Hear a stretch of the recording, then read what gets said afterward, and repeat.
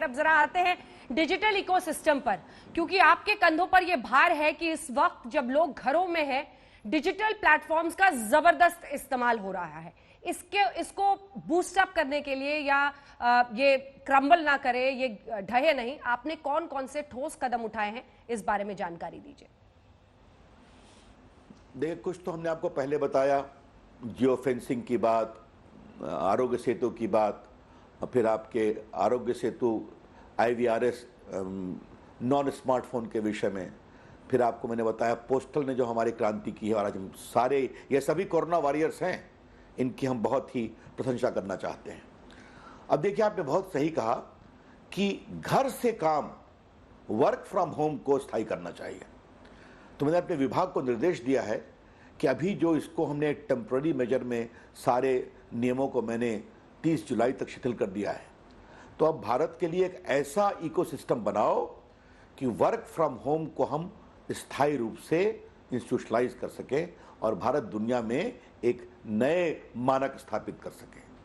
बच्चे घर से पढ़ रहे हैं, मेडिकल एडवाइस घर से मिल रही है, महिलाएं घर से काम कर रही हैं, हमारा IT सिस्टम घर से काम कर रहा है। तो इस पूरे वर्क फ्रॉम होम कल्चर को हम और प्रामाणिक करें। और आपको जानकर खुशी होगी कि हमारे STPI ने जो वहाँ उनके यहाँ यूनिट्स है, उनका किराया माफ़ किया है, हज़ारों लोग को उसका फ़ायदा हुआ है। तो ये सब काम हम कर रहे हैं।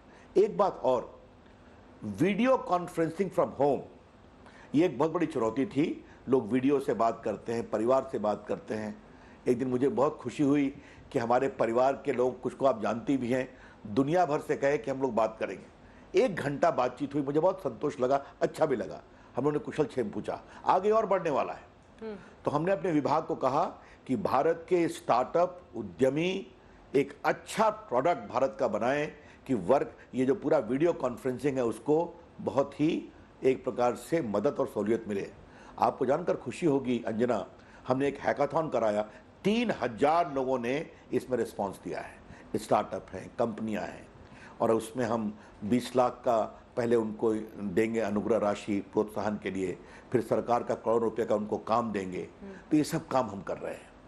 फिर हमने कहा है इंडियन IT प्रोडक्ट्स बनाओ, सॉफ्टवेयर, और उसके लिए उसका एक स्टोर बनाओ, और भारत के सरकार में पहले, फिर प्राइवेट सेक्टर में भारत के IT उद्यमियों के द्वारा जो प्रोडक्ट्स बनाए जाएं वो अच्छा हो। आपको जानकर खुशी होगी कि हमारा NIC और हमारा CDOT जो हमारे टेलीकॉम विभाग के हैं, वो एक इंडियन WhatsApp भी बना रहे हैं। तो ये सब काम चल रहा है ताकि टेक्नोलॉजी के माध्यम से लोग जुड़े रहें। लेकिन डाउनलोड्स के तौर पर अगर हम देखें तो रविशंकर प्रसाद जी, एक चुनौती अभी भी है।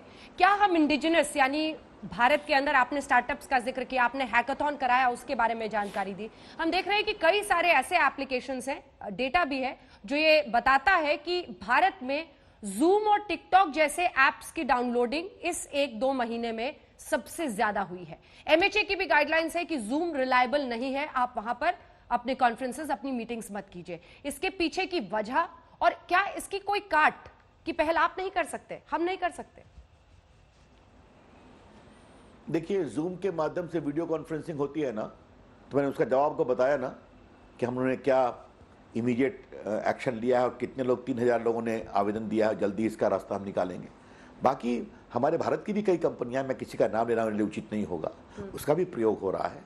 सरकार के सारे वीडियो कॉन्फ्रेंसिंग में जो हमारा NIC है सरकार का, वो काफ़ी अच्छा काम कर रहा है। तो देखिए, जो आपने कुछ प्लेटफॉर्म की बात की, मैं किसी का नाम नहीं लूँगा। भारत एक आज़ाद मुल्क है, लेकिन इस चुनौती भरे समय में हमारी ओर से बहुत विनम्रता से और बहुत सख्ती से कहा गया है कि आप ऐसा कोई भी अपने प्लेटफॉर्म पर होस्ट नहीं करें जिससे विद्वेष फैले, जिससे कोरोना की लड़ाई कमजोर हो, जिससे सांप्रदायिक भाव फैले। ये नहीं होना चाहिए। वैसे मैं आपको एक पॉजिटिव बात बताऊं, आप जो डाउनलोड की बात करती हैं, तो भारत दुनिया में फेसबुक का सबसे बड़ा केंद्र है, व्हाट्सएप का सबसे बड़ा केंद्र है। भारत ऐप के डाउनलोड में दुनिया का सबसे बड़ा मुल्क है। यह अंजना इसलिए है, आपके दर्शकों को जानना जरूरी है कि भारत की डिजिटल इकोनॉमी आगे बढ़ रही है। भारत डिजिटल व्यापार का एक बड़ा केंद्र है और हमें गर्व है, लोगों को नौकरी मिलती है, सरकार को रेवेन्यू मिलता है। लेकिन हाँ, हमने अपने नियम कानून बहुत सख्त किए हैं और आपको बताना जरूरी है कि पहले वो क्लोज सोर्स लेकर के आते थे कि माल हम ही सप्लाई करेंगे और इसका मेंटेन भी हम ही करेंगे। मैंने कहा ये नहीं चलेगा, ये सोर्स ओपन होगा, सबको इसके बारे में बताया जाएगा। इस पर बहुत लड़ाई हुई, मैं झुका नहीं। आपको जानकर खुशी होगी कि आज सब ओपन सोर्स लेकर के आते हैं।